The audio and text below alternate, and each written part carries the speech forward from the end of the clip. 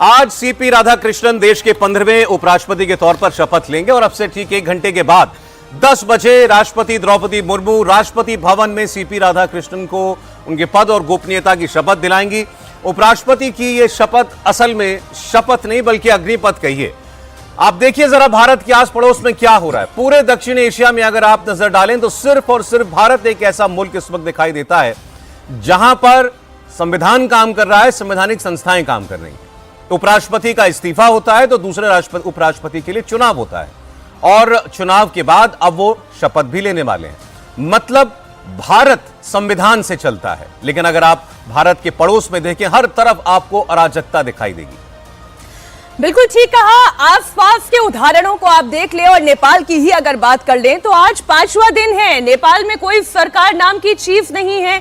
सारी संवैधानिक व्यवस्थाएं वहां पर ठप हो चुकी हैं।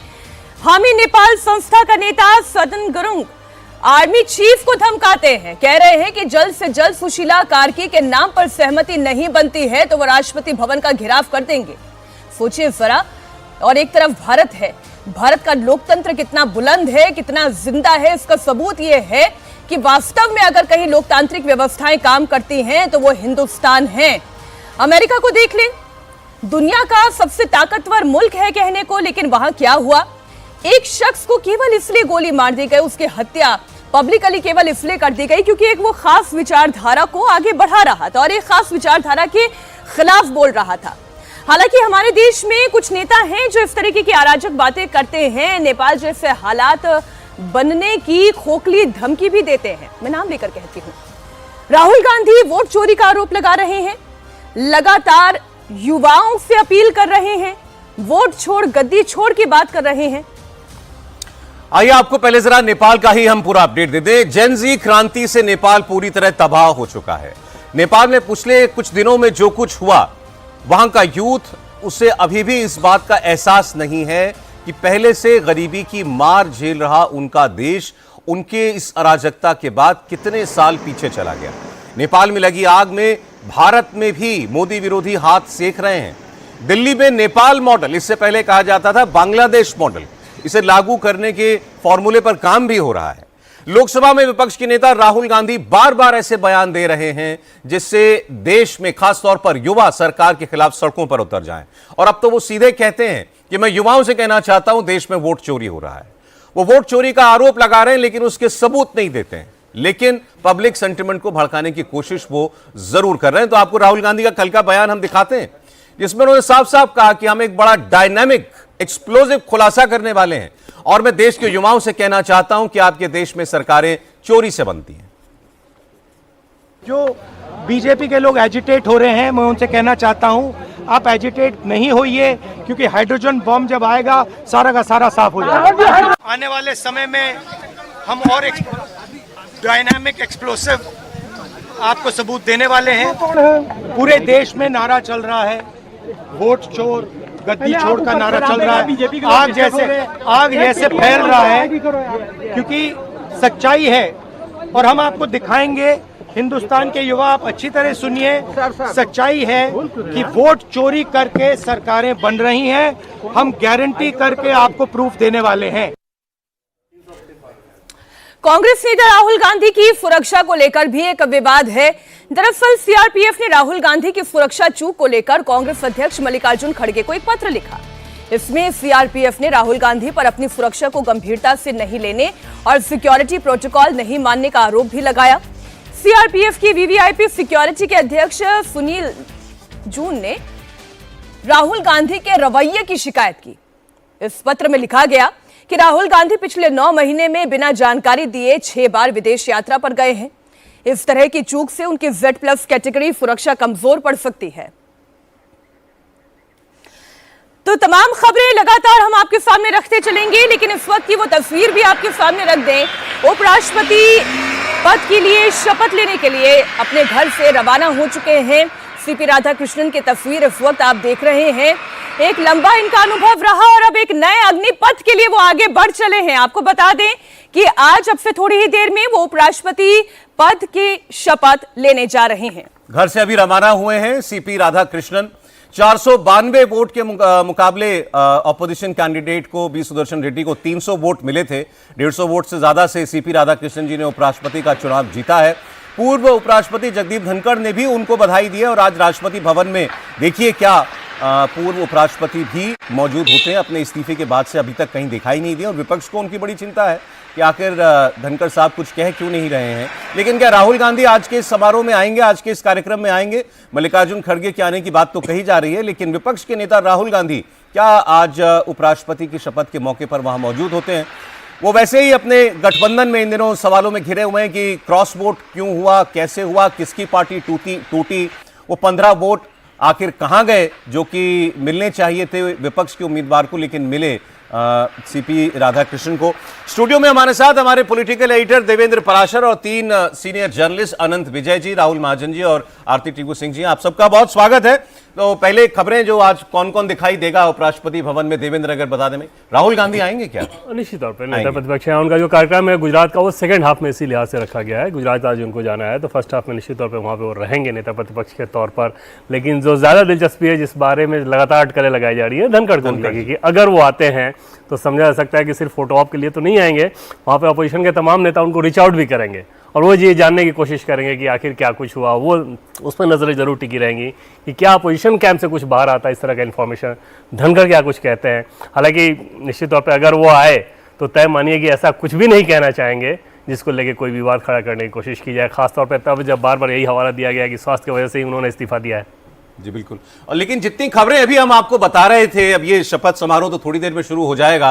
राहुल गांधी का कल सीधे युवाओं से कहना कि आपके देश में वोट चोरी हो रही है और मेरे पास हाइड्रोजन बम है, सब साफ हो जाएगा। नेपाल में फैली अराजकता के बाद भारत में तमाम नेताओं का और कांग्रेस के लीडर्स का भी ये कहना कि ये कहीं भी हो सकता है, भारत में भी ऐसा माहौल है, ऐसी परिस्थितियां बनी हुई हैं। और सीआरपीएफ की चिट्ठी जिसको लेकर कांग्रेस बड़ी आग बबूला है और मीनाक्षी उन्होंने कहा कि क्या ये एक कोई धमकी दी जा रही है राहुल गांधी को सीआरपीएफ की सरकार के द्वारा ये चिट्ठी लीक करा करके। अब उसमें धमकी जैसा क्या था अगर ये बताया जा रहा है नेता विपक्ष बिना बताए विदेश चले जाते हैं और कौन कौन से दौरों पर वो गए हैं, इसकी जानकारी तो देश को वैसे भी होनी चाहिए। दरअसल ये प्रोटोकॉल के अंतर्गत आता है और प्रोटोकॉल यही कहता है कि जब कोई कैबिनेट रैंक का व्यक्ति हो और इतना वैसे भी हाई सिक्योरिटी उनके लिए, हम हमेशा से ये देखते आए हैं उनके परिवार के लिए कितना बड़ा सिक्योरिटी थ्रेट रहा है। ऐसी परिस्थिति में विदेश यात्रा पर चले जाना, एक नहीं दो नहीं 6 विदेश यात्राओं पर चले जाना। आनंद जी आप क्यों मुस्कुरा रहे हैं? आनंद जी से मैं ये पूछना चाहता हूँ, हाइड्रोजन बम कौन फोड़ेगा, जगदीप धनखड़ जी या राहुल गांधी जी? जगदीप धनखड़ के लिए तो बहुत अच्छा शब्द इस्तेमाल किया उन्होंने, रीच आउट करेंगे। रीच आउट करने की उनकी पुरानी आदत है और ख़ास तौर पर विपक्षी दलों को रीच आउट करने की। तो मुझे लगता है कि हाइड्रोजन बम क्या फोड़ेंगे, जगदीप धनखड़ आएंगे, उनका फोटो ऑप होगा और वहाँ से हाथ वाथ जोड़ के वो निकल जाएंगे। वो क्योंकि वो बहुत होशियार व्यक्ति हैं, उनको अभी बहुत सारे चीज़ें अभी चाहिए भी सरकार से, तो इस तरह कुछ करेंगे इसमें थोड़ा मुझे संदेह है। राहुल गांधी पर इसलिए हंसी आ रही थी कि एक तरफ तो कांग्रेस पार्टी कहती है कि उनके 2 प्रधानमंत्रियों ने देश के लिए शहादत दी। ठीक है, ये पूरा देश मानता है कि राजीव गांधी की भी हत्या हुई और इंदिरा जी की भी हत्या हुई, सुरक्षा कारणों से राजीव गांधी की हत्या हुई। उनके नलिनी को अगर उनके उतने करीब नहीं जाने दिया गया होता और सिक्योरिटी उनकी होती तो शायद राजीव जी मतलब आज हम लोगों के बीच होते। लेकिन अब उनके पुत्र द्वारा सुरक्षा को राजनीति से प्रेरित बनाना ये तो बहुत गलत बात है ना। उनको ये लगता है कि शायद अगर हमारे सिक्योरिटी एजेंसी को बता देंगे तो सरकार ये खबर लीक कर देगी कि राहुल गांधी मलेशिया चले गए, थाईलैंड चले गए, जाने जहां भी जाते हों, वियतनाम, और ये 6 जो सूची आई है कल सूत्रों के हवाले से कि इन देशों में गए थे, कतर गए थे, वियतनाम गए थे। तो मुझे लगता है कि सुरक्षा पर किसी प्रकार की राजनीति नहीं होनी चाहिए। सर, निजी दौरा हो चाहे आपका ऑफिशियल दौरा हो, जब सिक्योरिटी थ्रेट है और प्रोटोकॉल में है तो बताकर जाने में कोई आपत्ति होनी नहीं चाहिए। जी, आपने एक बहुत अच्छी बात कही कि वो मतलब एक ऐसे पद पर है जहां निजी जीवन बहुत कुछ बच नहीं जाता है। निजी जीवन तभी आपका होता है जब आप घर के अंदर होते हैं, सिक्योरिटी थ्रेट अगर सिक्योरिटी कॉर्डन के अंदर होते हैं तो आपका निजी जीवन है। अन्यथा कहा ही जाता है राजनेताओं के बारे में कि आप सार्वजनिक जीवन में हैं, और सार्वजनिक जीवन में रहने वाले व्यक्ति को मुझे लगता है कि सुरक्षा के जो इंतजाम किए गए हैं, अभी Z+ हटा ले, देखो कांग्रेसी बिलबिलाने लगेंगे। अगर नहीं है उनको सुरक्षा की आवश्यकता तो लिख के दे दो ना कि Z+। अरे सिक्योरिटी थ्रेट का जो असेसमेंट होता है वो तो गृह मंत्रालय करती है ना, दो तब मुसीबत, ना दो तब मुसीबत। जो सुरक्षा उनके तय पास कर है, दो ना। देवेंद्र ज्यादा बताएंगे। मेरे ख्याल में राजनाथ जी और होम मिनिस्टर के पास है केवल उस कैटेगरी की सुरक्षा जो है। बिल्कुल सर, अब इसमें एक चीज़ मैं आपको बताऊं कि प्रोटोकॉल ऐसा रहता है कि कोई मेंबर ऑफ पार्लियामेंट भी अगर अब्रॉड जा रहा है तो उनसे ये अपेक्षा की जाती है कि लिखित तौर पे पार्लियामेंट को इन्फॉर्म करें कि इस देश में जा रहे हैं। एक उदाहरण के तौर पे आपको बताऊंगी, जैसे एक सांसद गए थे विदेश, वहाँ पे उनको मेडिकल हेल्प की ज़रूरत पड़ी और क्योंकि वहाँ पे यहाँ का जो इंश्योरेंस है वो काम नहीं कर रहा था, तो उस कंडीशन में जो उनके खर्च आए थे कुछ $1000 थे, तो उस खर्च के बारे में जब क्लेम किया गया उस सांसद के द्वारा, तब भी हाउस के द्वारा उनको ये बताया गया, लोकसभा सचिवालय के द्वारा,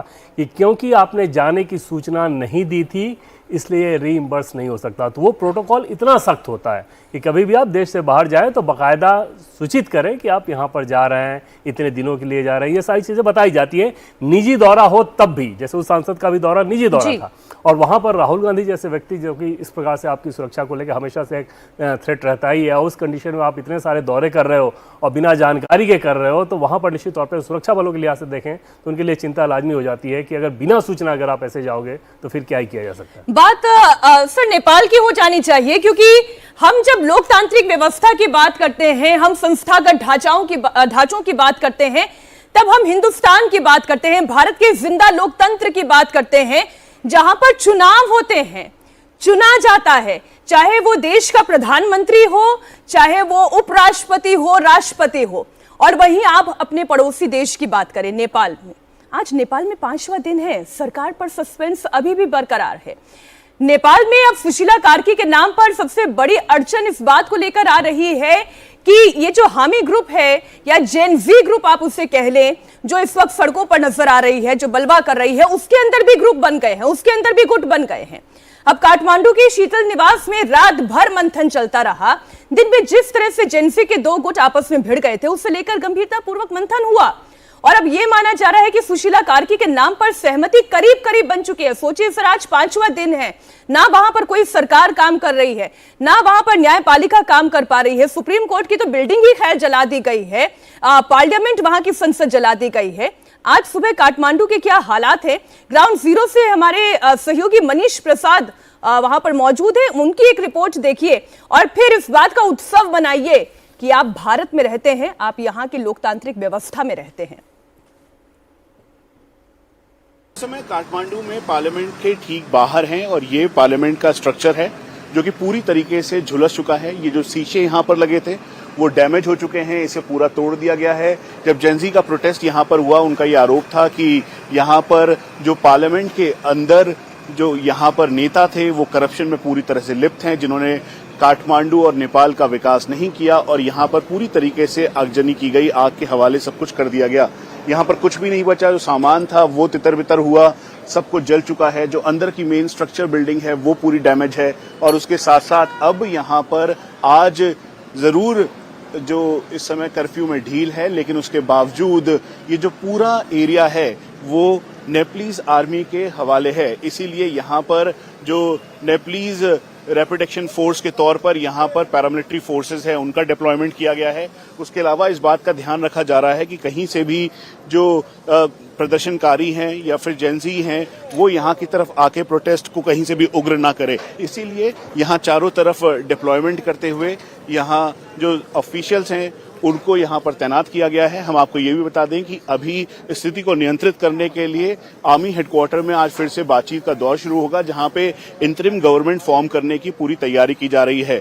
हम इस समय जो ये पार्लियामेंट का पूरा स्ट्रक्चर है उसको सील कर दिया गया है ताकि कोई भी अंदर ना जा सके, लेकिन यहाँ पर जो एक्स्ट्रा डिप्लॉयमेंट के तौर पर जो नेपालीज आर्मी, उसके अलावा नेपालीज रैपिड एक्शन फोर्स के तौर पर जो पैरामिलिट्री फोर्सेस हैं उनकी यहाँ पर चारों तरफ तैनाती की गई है और बार बार ये निर्देश दिया जा रहा है कि कोई भी उपद्रव ना मचाए और बल्कि बातचीत के टेबल पर आकर सिचुएशन को कंट्रोल किया जाए। कैमरा पर्सन अनिल के साथ मनीष प्रसाद, इंडिया टीवी, काठमांडू। लेकिन आंदोलन के बाद नेपाल में सरकार नहीं बन पा रही है। कल पूरी रात आर्मी चीफ बैठकें करते रहे, मीटिंग्स करते रहे। कल आर्मी चीफ के दफ्तर शीतल निवास में रात भर बैठकें हुई और अब जेनजी आंदोलन का चेहरा माने जा रहा है सुदान गुरुंग इनका एक वीडियो सामने आया है जिसमें वो सेना के अफसर को फोन करके धमकी दे रहे हैं कि अगर सुशीला कार्की के नाम पर सहमति नहीं बनी तो वो राष्ट्रपति भवन का घेराव करेंगे। इतना ही नहीं, इस वीडियो में सुदान गुरुंग चेतावनी भी देते हैं कि राष्ट्रपति के खिलाफ अपशब्द का प्रयोग भी वो करते हैं, साथ ही गोली मारने या खुद गोली खाने तक की बात भी करते हुए दिखाई दे रहे हैं। ये वीडियो कल रात का बताया जा रहा है। हामी नेपाल वो संस्था है जिसने जेनजी प्रदर्शन का नेतृत्व करने का दावा किया था। तर अझ पनि रामचन्द्र पौडेलले तपाईको नेपाली कांग्रेसको नेपाली कांग्रेस हैन त नेपाली कांग्रेसको आधारमा म नेपाली कांग्रेसको उयो भएको हुनाले चाहिँ यसले राजनीति खेलिरहेको छ दाइ। मेरो देशको सवाल छ दाइ, म गोली खान तयार छु, हामी सबैजना तयार छौं। 11 दाइ 10 र 11 बजे भित्रमा यो डिसिजन भएन भने हजुरलाई ठोकेर राखिदिन्छु कि छातीमा गोली खाएर हामी अगाडि बढ्छौँ।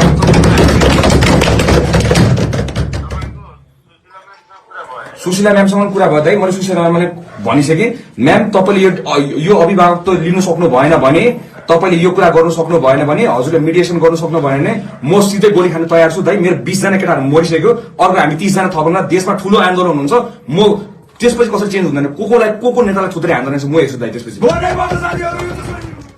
आप देखिए गुरुंग जिस तरीके की भाषा का इस्तेमाल कर रहे हैं, जिस तरीके का उनका लहजा है, जिस तरीके की उनकी बॉडी लैंग्वेज है, क्या आप ये इमेजिन भी कर सकते हैं कि भारत में ऐसा हो सकता है? ये नेपाल में हो रहा है और वहां पर सरकार बनाने के लिए कैसे धमकी दी जा रही है। मैं इसलिए राहुल जी इस पर आपको भारत के परिप्रेक्ष्य में मैं इसलिए बोल रही हूं कि जब नेपाल में इस तरीके की तस्वीरें सामने आई थी तो रह रह कर नेता क्या याद दिला रहे थे कि वोट चोरी, रह रहकर याद दिला रहे थे, युवाओं को एक तरीके से उकसाने की कोशिश कर रहे थे, तख्ता पलट की तरफ इशारा कर रहे थे। देखिए, भारत और किसी भी और देश के कंपैरिजन इसलिए भी नहीं करना चाहिए कि भारत में जो डेमोक्रेसी है वो बहुत ज़्यादा पुख्ता तरीके से जो है वो लोगों के बीच में या लोगों के मनों में है। ऐसा नहीं हो सकता है। ऐसा हमने बहुत सारे आंदोलन देखे हैं। जेपी आंदोलन हमने देखा, वो स्टूडेंट्स का आंदोलन था। हमने उसके बाद अन्ना हजारे का आंदोलन देखा। ऐसा नहीं है कि उसके कारण कोई हमारे यहाँ पे ऐसा कुछ हो जाएगा कि तख्ता पलट या इस तरह की चीजें हो जाएंगी। लेकिन सर शाहीन बाग भी तो देखा था, शाहीन बाग में भी लाल किले पर भी तो हमने लोगों को चढ़ते हुए देखा था। वो कितनी खतरनाक तस्वीर थी। तख्ता पलट नहीं हो सकता उसमें।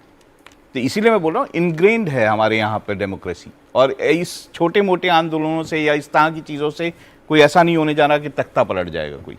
और भारत में डेमोक्रेसी बिल्कुल डिफरेंट तरीके की है। आप केंद्र में तख्ता पलटेंगे, राज्यों का क्या है?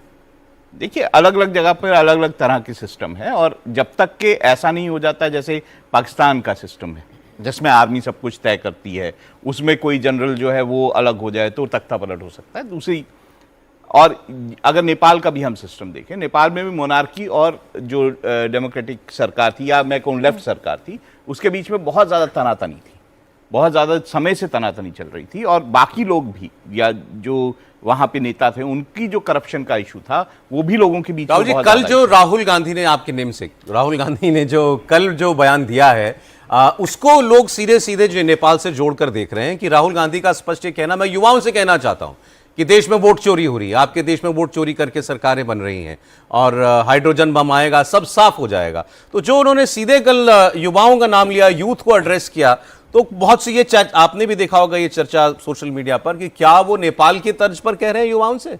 वहां भी तो जेनजी थी कि वहां, या तुम्हारे देश में तो सरकार चोरी से बन रही है, युवा क्या कर रहे हो? ये हमारे आसपास देशों के आसपास, हमारे देश के आसपास बहुत कुछ हुआ है। आप श्रीलंका में देखिए, श्रीलंका में नहीं हुआ था, या फिर आप बांग्लादेश में नहीं हुआ, या जो है क्या बोलते पाकिस्तान में कितनी बार तख्ता पलट हुआ। क्या हमारे यहाँ पे उस तरह की कोई चीज हुई? मेरे को नहीं लगता कि म्यांमार में, बिल्कुल सही बोल रहे हैं, म्यांमार में जिस तरह की हालात है, वहां पे एक पूरा रेबल ग्रुप जो है वो, राहुल गांधी की मंशा क्या है, मैं ये जानना चाह रहा हूं। राहुल गांधी जो आप बात कर रहे हैं, राहुल गांधी हराना चाहते हैं, मतलब आपने वोट चोरी का आरोप लगाया, आप कह रहे हैं मैं उसकी दूसरी किस्त लेके आऊंगा। अभी तो आपने पहली किस्त पूरी उसकी अदायगी नहीं हुई है। अगर नहीं दिया चुनाव आयोग ने जवाब, आपको सुप्रीम कोर्ट जाना चाहिए। सौरभ, बहुत ही अनफॉर्चुनेट है कि राहुल गांधी बेशक बड़े लीडर होंगे ऑपोजिशन के लिए, लेकिन जिस तरह की भाषा का वो प्रयोग कर रहे हैं, वो दिखा रहे हैं कि भारत के जो फाउंडिंग फादर्स थे, जिन्होंने ये रिपब्लिक बनाया, जिन्होंने कॉन्स्टिट्यूशन दिया, ये उनकी इंसल्ट कर रहे हैं। ये उन सब लोगों की इंसल्ट कर रहे हैं, फ्रीडम फाइटर्स, जिन्होंने ये देश को इंडिपेंडेंस दिलाई, जिन्होंने ये संविधान दिलाया। और जिन्होंने बहुत मेहनत से हमारे इंस्टीट्यूशंस बनाए। इंडिया की ताकत कंपेयर टू हमारे जितने भी नेबर है, ताकत क्या है हमारी? हमारी ताकत ये है कि हमारे इंस्टीट्यूशंस डेमोक्रेटिक और कॉन्स्टिट्यूशनल इंस्टीट्यूशंस जो है वो बहुत मजबूत है। वो आपको याद होगा कि इंदिरा गांधी जी जब इमरजेंसी लगाई, उसके बाद जो उनके साथ हुआ और उससे पहले भी जो उनके साथ हुआ, तो इसी देश ने वो सबक भी सिखाया कि अगर आप इंस्टीट्यूशंस को आप छेड़ेंगे, अगर आप यहाँ के लोकतंत्र को छेड़ेंगे, तो आपको कोई ना कोई इंस्टीट्यूशन जो है मजा चखाएगा। इसलिए राहुल गांधी जो शब्द प्रयोग कर रहे हैं जिनका, वो गलत है, क्योंकि अगर उनको इतना कॉन्फिडेंस है कि वोट चोरी हुई है, पहले दिन से मैं कहती आ रही हूँ, वो क्यों नहीं लेते कि इंस्टीट्यूशंस का सहारा? वो क्यों नहीं जा रहे हैं कोर्ट? वो क्यों नहीं फाइल कर रहे कोई भी केस? क्योंकि वो जिस तरह की राजनीति कर रहे हैं, वो एग्रेशन के साथ, वो महिष्मती साम्राज्य के नहीं, मेरा वचन ही है शासन। हाँ, तो वो एनार्की वाला जो एक एग्रेशन दिखा रहे हैं, वो मुझे लगता है कि वो गलत है। लेकिन ये भी मैं कॉन्फिडेंटली आपको कह रही हूँ कि इस देश की जो जनता है वो ये सब समझती है। राहुल जी ने बिल्कुल सही कहा, लोकतंत्र भारत में भारत के लोगों की वजह से है। लोग विश्वास करते हैं इस लोकतंत्र पे। इसलिए मुझे नहीं लगता है कि राहुल जी बेशक कोशिश कर रहे हों कि नेपाल में जिस तरह का एनार्की देखा, श्रीलंका में, बांग्लादेश में जिस तरह का हमने एनार्की देखा, वो यहाँ पैदा नहीं कर पाएंगे कि दिल्ली में वो सरकार को गिरा दे। ऐसा नहीं हो सकता है, क्योंकि इस देश की जनता लोकतंत्र में विश्वास रखती है। अभी की एक और तस्वीर पर हम जरा एक बार फिर लौटते हैं, वो तस्वीरें आपके सामने रख देते हैं। सीपी राधाकृष्णन आज देश के 15वें उपराष्ट्रपति के तौर पर शपथ लेंगे। और अभी जो बात आरती जी कह रही थी, भारत में ऐसा कुछ हो नहीं सकता, क्योंकि हमारी वजह से, यहाँ के लोकतांत्रिक मूल्यों में विश्वास रखने वाले यहाँ की जनता की वजह से ये लोकतंत्र जिंदा है। और ये तस्वीरें इस बात की गवाही देती हैं। आज सुबह 10 बजे से आपको एक बार कार्यक्रम की रूपरेखा बताते हैं। राष्ट्रपति द्रौपदी मुर्मू राष्ट्रपति भवन में शपथ दिलाएंगी। शपथ समारोह में प्रधानमंत्री मोदी, गृह मंत्री अमित शाह, रक्षा मंत्री राजनाथ सिंह, बीजेपी अध्यक्ष जेपी नड्डा समेत केंद्र सरकार के तमाम मंत्री मौजूद रहेंगे। वहीं सीपी राधाकृष्णन के शपथ समारोह में पूर्व उपराष्ट्रपति जगदीप धनखड़ भी शामिल हो सकते हैं, ऐसी संभावना है। कांग्रेस प्रमुख मल्लिकार्जुन खड़गे भी शपथ समारोह में शामिल होंगे।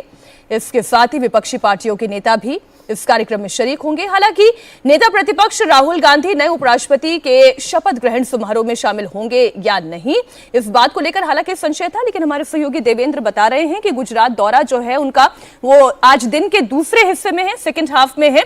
तो उम्मीद पूरी है कि वो भी आज उपराष्ट्रपति के शपथ ग्रहण समारोह में शामिल होंगे। विजयलक्ष्मी हमारी सहयोगी जुड़ी हुई है। विजयलक्ष्मी, क्या राहुल गांधी आज के कार्यक्रम में शामिल हो रहे हैं?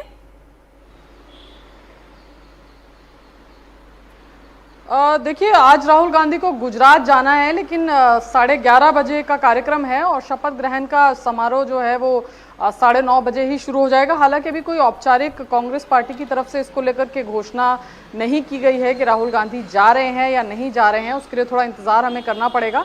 लेकिन second half of the day Rahul Gandhi Gujarat में रहेंगे। गुजरात के जूनागढ़ में एक कार्यक्रम है जिसमें हिस्सा लेने के लिए वो दिल्ली से निकलेंगे। तो अभी इसको लेकर के कोई साफ जानकारी नहीं है कि वो स्किप करेंगे या इस प्रोग्राम में शामिल होंगे। जी, उनके अलावा मल्लिकार्जुन खड़गे, उनके जाने की चर्चाएं हैं। खुद पूर्व उपराष्ट्रपति जगदीप धनखड़ भी आ सकते हैं समारोह में, ये भी बातें हो रही हैं विजयलक्ष्मी। बिल्कुल इस तरह की जानकारी जरूर आ रही है सौरभ के पूर्व उपराष्ट्रपति जगदीप धनखड़ साहब भी वहां पर मौजूद रह सकते हैं। इसके अलावा नेता विपक्ष राज्यसभा में मल्लिकार्जुन खड़गे जो हैं वो वहां पर मौजूद होंगे। तो काफ़ी, क्योंकि एक बड़ा ग्रैंड सेरेमोनियल तरीके से वाइस प्रेसिडेंट का जो ओथ सेरेमनी है वो होता है, राष्ट्रपति उनको ओथ दिलाती हैं और काफ़ी कैबिनेट के तमाम लोग, तमाम जो मिनिस्टर्स हैं वो इस मौके पर वहाँ पर मौजूद रहते हैं। तो एक अब एनडीए की जहाँ तक बात है, एक अच्छी जीत उन्होंने दर्ज की है, जिस तरह से क्रॉस वोटिंग भी हुई दूसरे खेमे से। तो इसलिए आज का जो कार्यक्रम है काफ़ी भव्य रहने वाला है। इसके बाद शपथ ग्रहण समारोह के बाद बताया जा रहा है कि जो नवनिर्वाचित उपराष्ट्रपति हैं वो राजघाट भी जा सकते हैं। तो आज का कार्यक्रम कुछ इस तरह से, लेकिन ये विपक्ष के कुछ बड़े नेता और इसके अलावा पूर्व उपराष्ट्रपति जगदीप धनखड़ के वहाँ होने की भी बात, जो खबर है वो आ रही है। विजयलक्ष्मी, फिलहाल आपका शुक्रिया। 10 बजे समारोह शुरू होगा राष्ट्रपति भवन में। हालांकि अब जैसे विजय लक्ष्मी ने कहा कि क्रॉस वोटिंग भी हुई, तो कम से कम 14 वोट जो हैं, वो जो 15 वोट जो मिलने चाहिए थे ऑपोजिशन के कैंडिडेट को, वो मिले सीपी राधाकृष्णन जी को। यह सवाल भी पूछा गया राहुल गांधी से, अनंत जी, कि क्रॉस वोटिंग हुई सर चुनाव में, आपको क्या कहना है? तो उन्होंने कहा वोट चोर गद्दी छोड़। बने हुए हैं अपनी बात पे। पता नहीं वोट चोर किसको कह रहे हैं वो। अब क्यों, पहले तो चुनाव आयोग की बात कर रहे थे, अब कल अंतरात्मा की आवाज पर मनीष तिवारी ने जो बोला है कि रिफ्लेक्शन ऑन लीडरशिप है। मनीष तिवारी का आज बयान अखबारों में छपा है। उन्होंने कहा कि जो लोग ये उपराष्ट्रपति चुनाव में जो क्रॉस वोटिंग हुई है, ये reflection of leadership of Congress है। तो कांग्रेस के नेतृत्व पर ही ये प्रतिबिंबित हो रहा है। तो मुझे तो लगता है कांग्रेस पार्टी में ही हाइड्रोजन बम छोटे छोटे फूटने लगे हैं। बड़ा वाला राहुल जी के पास होगा, लेकिन छोटा छोटा बम बहुत लोगों के पास है कांग्रेस में। अब शशि थरूर जी भी कोई बम छोड़ेंगे, अब ये देखिए। मैं बता देता हूं, उनका जो आप बता रहे हैं, मनीष तिवारी ने कहा कि क्रॉस वोटिंग के 3 पहलू हैं: लालच, विश्वासघात और नेतृत्व की विफलता। इससे ज्यादा साफ और क्या कहेंगे? तो ये हाइड्रोजन बम है कि नहीं है? या ये दूसरा वाला था जो पहले छोड़ा था उन्होंने? तो मुझे लगता है कि राहुल जी को सांगठनिक चीजों पर ध्यान देना चाहिए। ये जो राफेल और इन सब को चोर वाला फॉर्मूला वो अपना के देख चुके हैं सौरभ जी, और वो उसमें बुरी तरह जनता ने उनको मतलब, लेकिन सर बड़े अच्छे से आपने लालच और विश्वासघात छोड़ दिया। लालच और विश्वासघात किसके लिए? मैं तो कह रहा हूं कि अगर नेतृत्व सफल हो तो लालच और विश्वासघात को तो वो दूर रखेगा अपने संगठन से। क्या नेतृत्व में ये प्रेरित करने की क्षमता है कि उनकी टीम के लोग लालची ना हो, उनके टीम के लोग भ्रष्टाचारी ना हो? ये क्षमता अगर होती तो कर्नाटक में इतने केसेस ना हो रहे होते।